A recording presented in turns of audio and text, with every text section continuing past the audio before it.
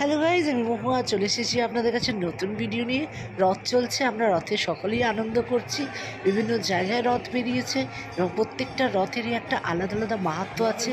পুরীর রথ, মাহেশের রথ, ইস্কনের রথ, কলকাতা ইস্কনের রথে আমি গিয়েছিলাম মেলায়, প্রতি বছর গিয়ে থাকি, খুবই আনন্দ করি।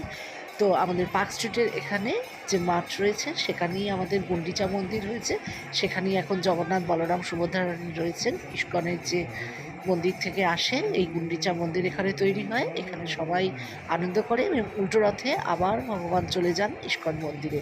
তো এখানে খুবই ভালো ব্যবস্থা রয়েছে, আপনারা সকলে আসুন, আনন্দ করুন।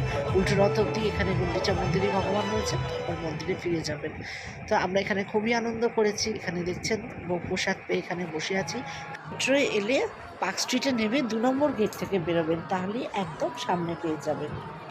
আশা করছি আপনাদের নিশ্চয়ই ভালো লাগবে, আমরা তো খুবই এনজয় করেছি।